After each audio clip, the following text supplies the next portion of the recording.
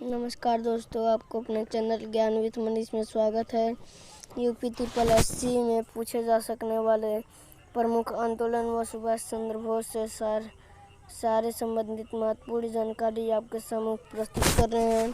तो आइए हमारा पहला जानकारी देखा जाए। भारत छोड़ो आंदोलन 9 अगस्त 1942 को प्रारंभ किया गया। अगला जानकारी है, भारत छोड़ो आंदोलन के दौरान करो या मरो का नारा गांधी जी ने दिया था। अगला जानकारी, भारत छोड़ो आंदोलन के दौरान कांग्रेस के अध्यक्ष अब्दुल कलाम आज़ाद थे। अगली जानकारी, भारत छोड़ो आंदोलन के दौरान गांधी जी को पूना से आगा खान महल में नज़रबंद रखा गया। भारत छोड़ो आंदोलन के दौरान गांधी जी को पूना के आगा खान महल में नज़रबंद रखा गया। अगला जानकारी, अमेरिका के पत्रकार लुई फिशर गांधी जी के जीवनीकार थे। सुभाष चंद्र बोस आज़ाद फौज। अगली जानकारी है, सुभाष चंद्र बोस का जन्म 23 जनवरी 1897 को उड़ीसा के कटक में हुआ था।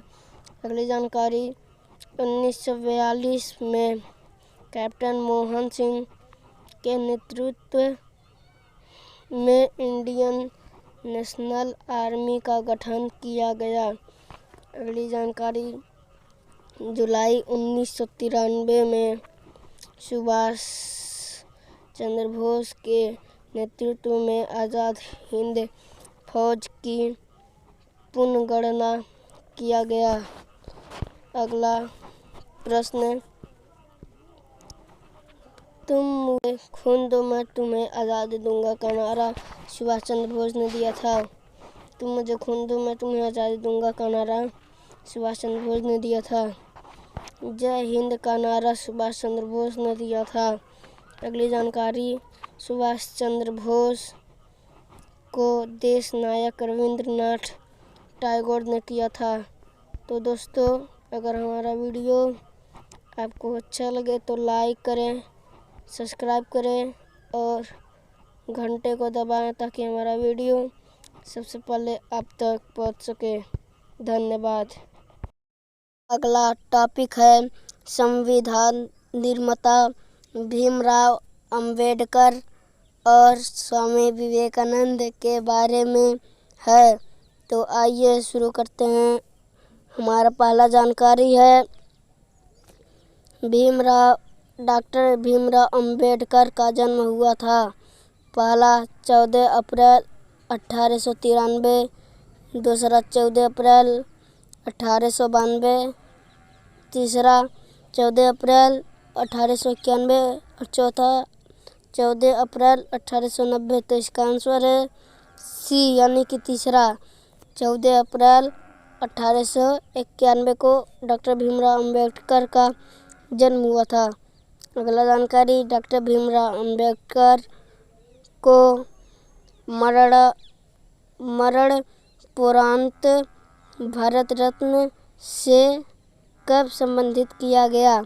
डॉक्टर भीमराव अंबेडकर को मरणोपरांत भारत रत्न से कब सम्मानित किया गया? पहला 14 अप्रैल 1989, दूसरा 14 अप्रैल 1990, तीसरा 14 अप्रैल 1991, चौथा 14 अप्रैल 1997। तो इसका आंसर है बी, यानी कि दूसरा 14 अप्रैल 1990। हमारा अगला जानकारी है, निम्नलिखित में से कौन सा डॉक्टर भीमराव अंबेडकर का उपनाम नहीं है? पहला संविधान के शिल्पकार, दूसरा बाबा साहब, तीसरा आधुनिक भारत के मनु, चौथा किसानों के मसीह। तो इसका आंसर है चौथा किसानों के मसीह। अगला प्रश्न, हिंदी में उनकी रचनावली बाबा साहब डॉक्टर अंबेडकर संपूर्ण वाङ्मय के नाम से किसके द्वारा प्रकाशित की गई? पहला उत्तर प्रदेश सरकार द्वारा, दूसरा महाराष्ट्र सरकार द्वारा, तीसरा मध्य प्रदेश सरकार द्वारा, चौथा भारत सरकार द्वारा। तो इसका आंसर है चौथा, भारत सरकार द्वारा। अगला जानकारी दोस्तों, डॉक्टर भीमराव अंबेडकर अंतर्राष्ट्रीय हवाई अड्डा कहाँ स्थित है? जो पहले सोने गांव हवाई अड्डे के नाम से जाना जाता था। पहला पटना, दूसरा इलाहाबाद, तीसरा नागपुर और चौथा मुंबई। तो इसका आंसर है सी, यानी कि तीसरा, नागपुर। अगला जानकारी, डॉक्टर भीमराव अंबेडकर की दूसरी पत्नी सविता अंबेडकर, जो जन्म से ब्राह्मण थी, पर उनके साथ ही वो भी धर्म परिवर्तित कर बौद्ध बन गई थी।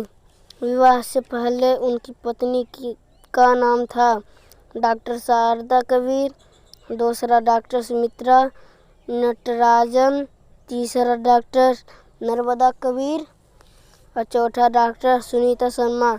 इसका आंसर है पहला, डॉक्टर शारदा कबीर। अगला प्रश्न है दोस्तों, डॉक्टर भीमराव अंबेडकर ने श्रीलंका से किस महान बौद्ध भिक्षु से पारंपरिक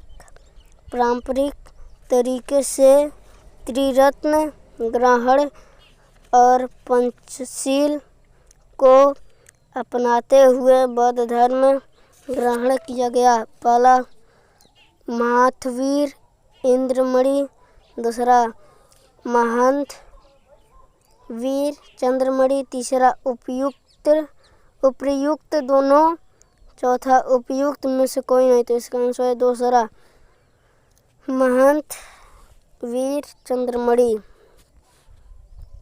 अगला जानकारी दोस्तों, डॉक्टर भीमराव अंबेडकर ने बम्बई से साप्ताहिक मुकनायक से प्रकाशन की शुरुआत कब की?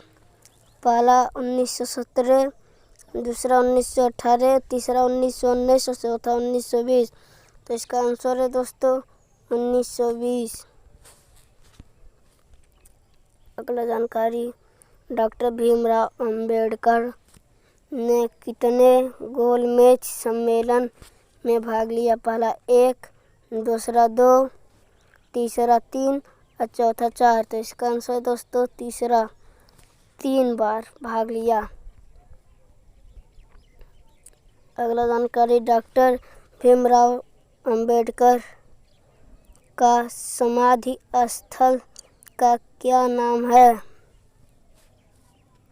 पहला समता स्थल, दूसरा चैत्य भूमि, तीसरा वीर भूमि और चौथा बौद्ध भूमि।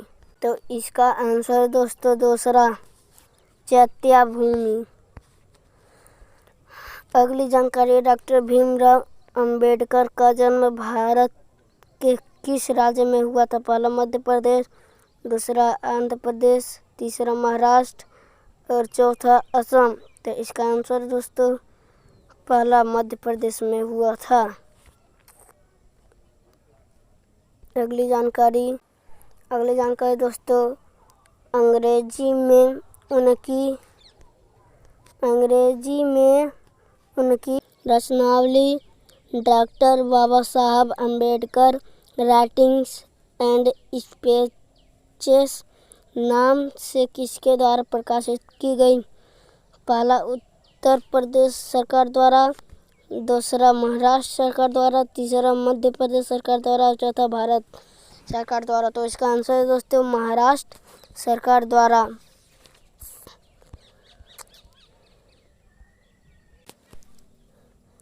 स्वामी विवेकानंद का जन्म 12 जनवरी 1863 को कलकत्ता में एक हिंदू परिवार में हुआ था।